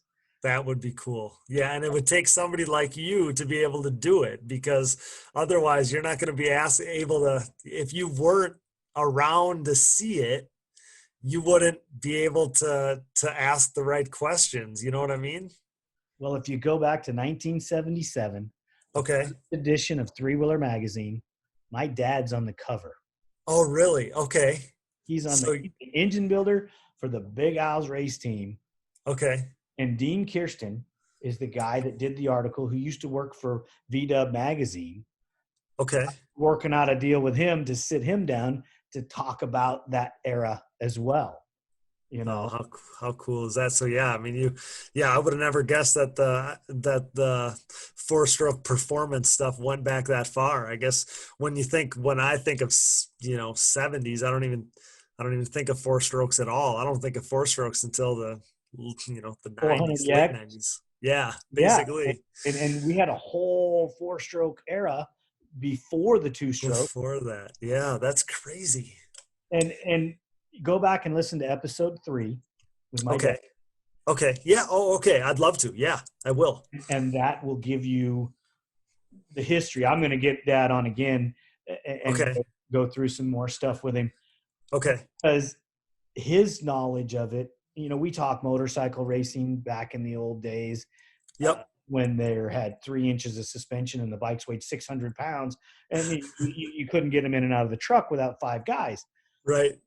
And there's just things that when your dad was racing the 2-strokes. Yep. And there were things that his knowledge level was coming from a place before that. Okay. Yeah. So if you sit down with your dad and you go, hey, let's go back in time and talk about before. Mm-hmm. And there's things he'll remember and you'll be like, no way, really? Yeah. I mean, I remember being like 10, 11, maybe a little younger at Speedway 117 in South Bay here in Southern California. Okay. And that's the birthplace of ATV racing, basically, where the Honda guys are coming from, Sundahl, Waxeldorf, Coe, Hart. Yep. I could name 10 or 12 other guys, Tracy Dixon, all of these guys, started coming from that era. And, so I have a deep bag to pull from, and I hope that some of that will roll into your era and allow the history to keep continuing so that you can go and say, hey, guys, this is where it really started. We need to go back in time and talk to these people. Well, and I think that stuff like what you're doing with your show and exposing some of that older stuff is so important, because with ATV racing as a whole, doesn't matter what kind of division you're talking about, there isn't like a archive or a vault of history. You can piece it together if you can find a Google article here or there, and you can piece some stuff together.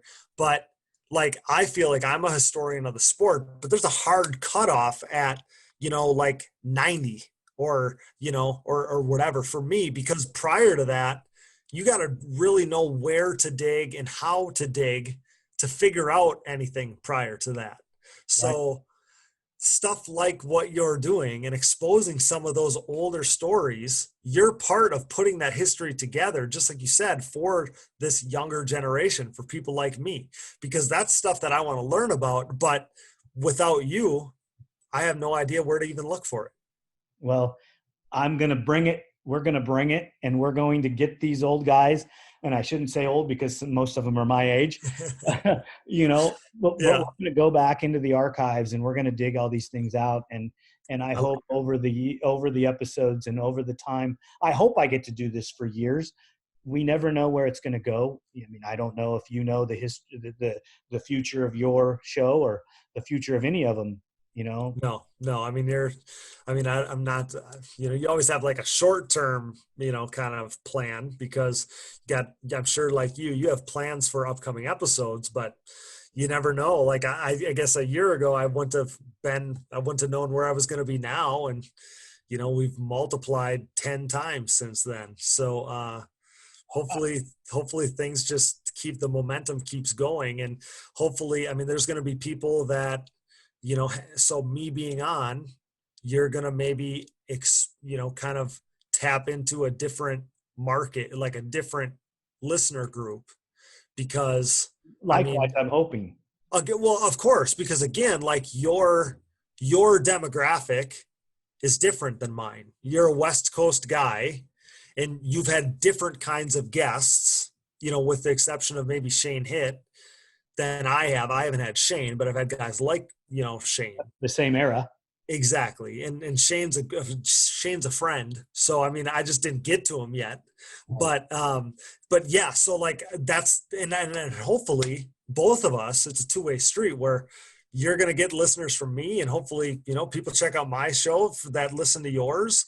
And, I mean, that's what it's all about. That's, like you said, it's about building up each other, because again, I'd like to think that we can do another episode together and talk about other racing things, like, because after the talks that we've had, it's like, I respect your opinion so much. I want to know how you feel about things, like that's how, like, people come up to me and ask my opinion on stuff, and I'm like, well, why do you want my opinion? But it's because they've listened to me talk about things and must like the things I had to say. And same with you. I've listened to other episodes and liked your take on things, because it would have been something that I would have said. So now it's like, I want to know what he thinks about this. I want to know what Leonard thinks about that. Like, I just feel like this is something that we could definitely do in the future, and just keep on talking. Like, I feel like, you could just roll out all kinds of topics and we could banter back and forth about it. I guarantee we could. That being said, we're going to have to save it for another episode. Yep. I definitely want to continue our conversation because I've really enjoyed your take on the industry.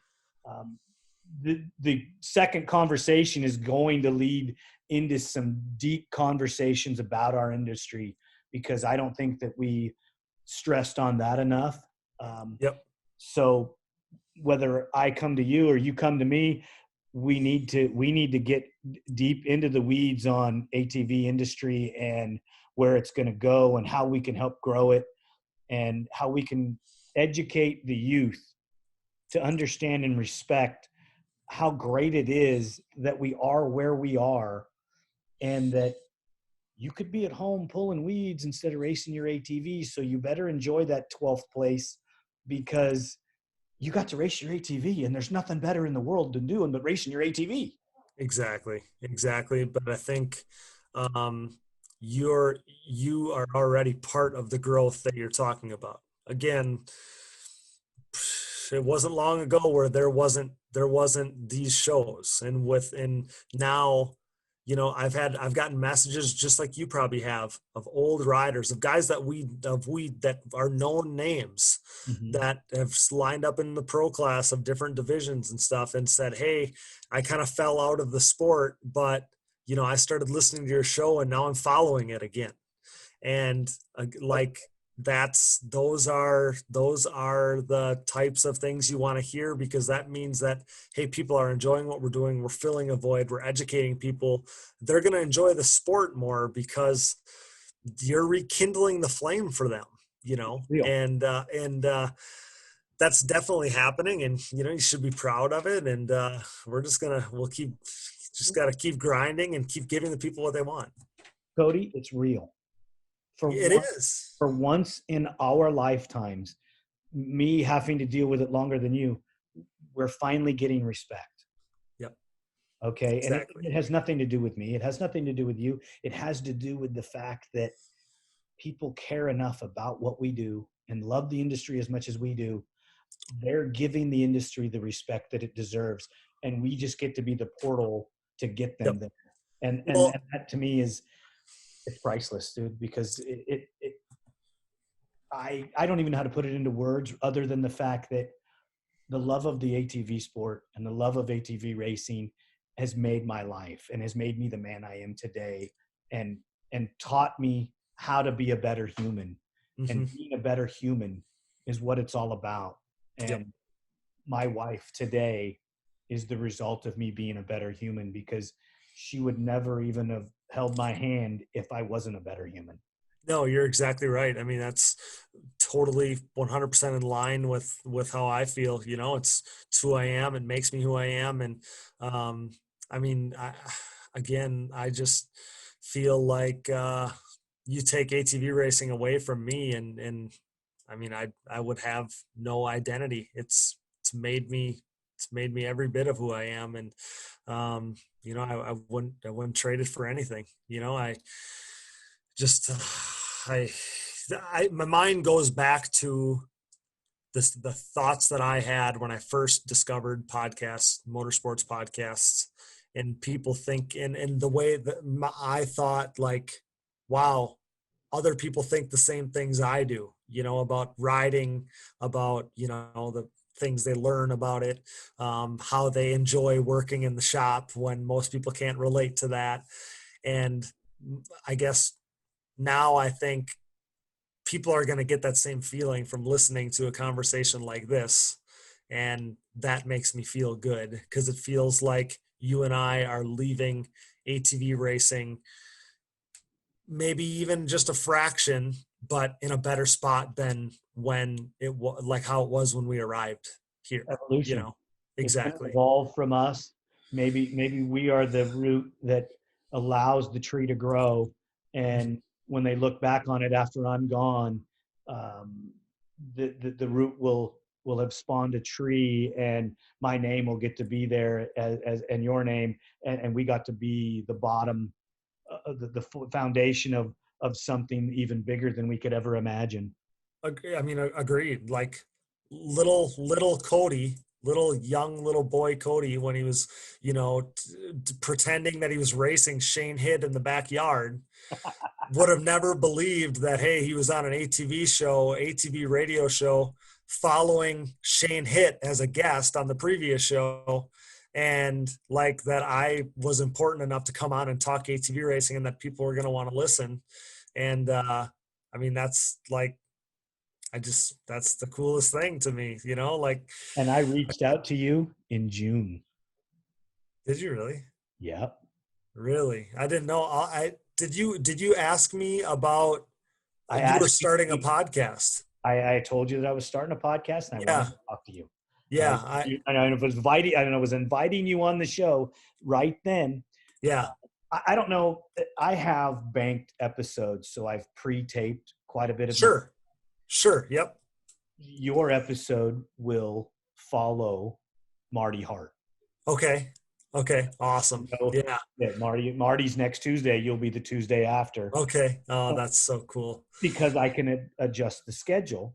And I feel that our listeners need to know the history and need to know about us working together and us diving deep and digging deep into the ATV industry using your name there. So that they can get a better understanding of what we're all about. And maybe the growth will get even better for both of us. Yeah, I mean, and the coolest thing as I've been sitting here, you know, I love the idea of collaborating with stuff. I love the idea of bringing you on Digging Deep. But now I feel like I've acquired. I mean, I feel like I've acquired a friend, but I feel like I've acquired an ATV historian, and I got an ATV historian in my back pocket. So anytime I need to verify anything, I'm coming to you now. Okay. And I'll do so my best. so but yeah, I mean, I'm definitely, we're definitely going to get you on Digging Deep. I think same, very similar thing. You know, it's good for my listener base to hear from you. But I mean, again, like you roll out a conversation like this for anybody, and who, if they like ATV racing, if they like motorsports, they're going to enjoy it. I don't know about you, but people like say they listen to my show that aren't even ATV like racing people. They're just people that are like, yeah, I heard you had a show and I listened to it and I really liked it. And now I've been listening to 3 episodes and I'm like, would have never guessed you would have been a listener. And it's just it's awesome. So you know, It's again, like passion. I exactly, and it doesn't matter if that person likes you know, necessarily likes ATV racing like we do or comes from it like we do, but it's fun to listen to somebody talk about something that they're passionate about, Exactly. because we live in a world where like you lose that passion, I feel like. So you don't hear or see it all that often, and or there's people that stay guarded. They don't show, they don't let their heart show through. So I like that authenticity. But you know, like I said, I like the idea of collaborating together. I didn't know exactly what it was going to be like to talk with another podcaster or another ATV podcaster, and Hey, it's been an absolute blast. I'm not an ATV podcaster. I am a professional ATV race mechanic. I work for a performance company. Yep. Uh, I just do this because I love the sport so much and I want Mhm. an outlet for everybody's story. Um, and if you're going to twist my arm, I'll take the podcaster, uh, the title from you or with you Uh-huh. and go and run with it. But I'm not, I don't see what I do as me. I see what I do as the industry, and I see what I do as the story for the person that I'm talking with. Uh, Yep. I put my pants on one leg at a time, just like everybody else. I just happen to have been very blessed to have succeeded in my chosen path, Hmm. have multiple multiple um, careers in it, Yep. from working with riders in the motocross field back east to working with riders in South America in Dakar, working with riders in Baja, working with riders in Best in the Desert, work series on the West Coast. Yep. So I've had a full gamut, and it's not over. I'm still young enough; I can still do it. Uh, Right. whether I do this or whether I do that or whether I do both, I don't know yet. I don't know what the future holds. Coronavirus has kind of screwed it up a little, Yeah. Yeah. but I think it's going to get over soon, and or at least we're going to get to a new normal and roll with it. Well, I mean, the one good thing is that you're able to fill some of the your time with podcast things, and I feel like the coronavirus, the only effect it had in the podcast world was that there was more time for people to kill with podcast stuff. They acquired, you know, time to you know, they needed listening material, and you're giving that to them, so you probably started it at the right time.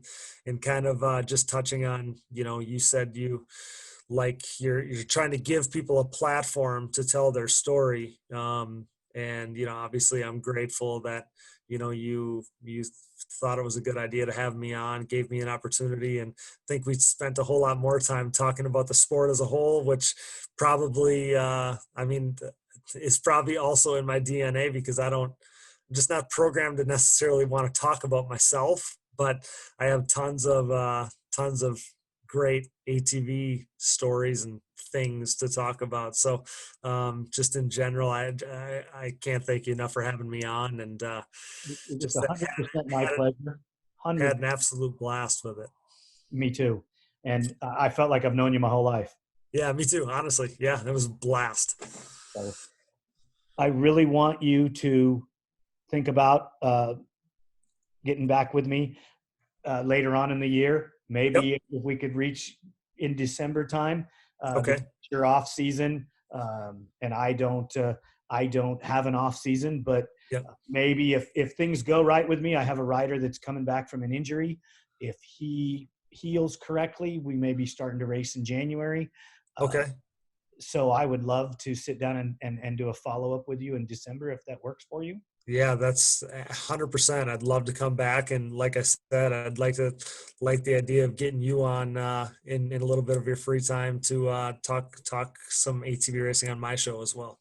Whenever you want me, man, I'm there. Yeah, I'd love to. I'd love to. Well, thanks again for coming on ATV Talk, and we loved having you. If you could just keep doing what you're doing and love AT racing as much as I do, and don't ever stop, man. Oh yeah, Leonard, again, thanks for everything, and yeah, we're gonna keep banging the drum for ATV racing, and if it's only you and I, we'll just keep banging as loud as we can, and it seems like the whole sport is getting behind us one person at a time, so we're just gonna keep doing it. Like you said, it's not work when you love it as much as we do. Exactly. I just want to reach out to everybody listening. Ladies and gentlemen, this is Cody Janssen, Digging Deep podcast, former professional ATV racer. Go check him out. Don't hesitate. You're not betraying anybody by going and listening to another podcast. We're all one family. We love each other, and don't stop. Please don't stop. We're going to keep doing this, and ATV racing is everything, man. Yes, sir. ATV racing is a family. Thanks so much, pal. All right, buddy. You have a great day. Talk to you later. Yep, you too. The team here at ATV Talk would love your feedback. Please email us at hello@atvtalkpodcast.com. Duncan Technologies International. More than 33 years in the industry building racing programs and ATVs around the world. We build winners. Thank you for listening. We hope you enjoyed the episode. If you did, don't forget to rate us on all the available platforms and share us with your loved ones. Follow us on Instagram and Facebook for more ATV Talk news. See you next time.